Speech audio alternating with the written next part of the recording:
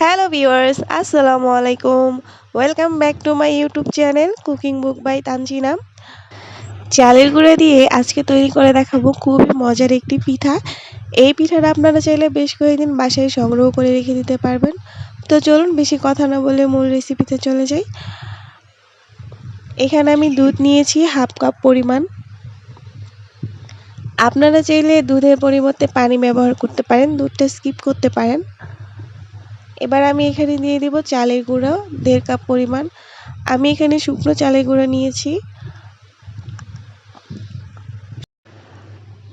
শুকনো চালের গুঁড়ো দিয়ে করলে পিঠাটা বেশ কয়েকদিন সংগ্রহ করে রেখে দেওয়া যাবে। আমি এখানে চালের গুঁড়িটা শুকিয়ে ভালো করে চেলে নিয়েছি।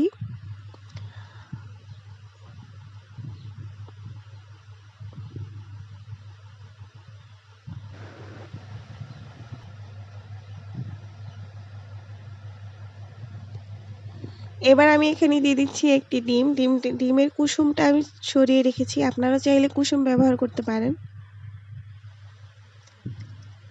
এবার আমি এখানে দিয়ে দিচ্ছি 1 টেবিল চামচের মতো সয়াবিন তেল।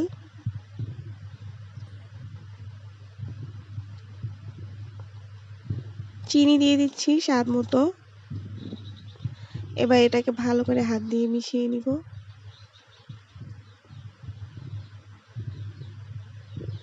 যেহেতু আমি এখানে দুধ ব্যবহার করেছি, ডিম ব্যবহার করেছি, সেই ক্ষেত্রে আমার এখানে পানি ব্যবহার করার কোনো প্রয়োজন নেই। এবার এটাকে হাতের সাহায্যে খুব ভালোভাবে মেখে নিব। ডলে ডলে মেখে নিতে হবে, কোনো প্রকার গোটা যেন না থাকে। হাত দিয়ে মেখে সফট একটা ডো তৈরি করে নিব।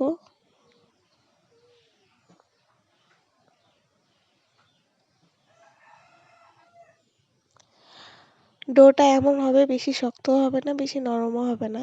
একদম রুটি, আমরা যে রুটি বানাই, রুটির কাই যেরকম হয় ঠিক সেরকম হবে। সবগুলো আমি ছোট ছোট করে নিয়েছি। এবার আমি এটাকে পিঠা শেপ দিয়ে নিব। প্রথমে একটা ঢাকনার উপরে রেখে আমি এটাকে চাপ দিয়ে নিচ্ছি, যেন পিঠাটা দেখতে সুন্দর লাগে। দেখুন কত সুন্দর লাগছে। এভাবে আমি সবগুলো পিঠা তৈরি করে নিয়েছি। দেখুন দেখতে মাশাআল্লাহ কত সুন্দর লাগছে।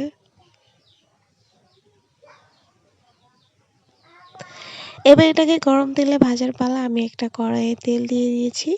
এবার এটাকে মিডিয়াম আঁচে হালকা করে ভেজে নিব, মুচমুচে করে। বেশি জোরে আঁচ দেওয়া যাবে না, বেশি জোরে আঁচ দিলে পিঠাটা ভিতরে কাঁচা থাকবে, উপরে পুড়ে যাবে। তো সবগুলো পিঠা তৈরি হয়ে গিয়েছে। ভিডিওটি ভালো লাগলে আমার চ্যানেলটা সাবস্ক্রাইব করে দিয়ে পাশে থাকবেন। Thank you.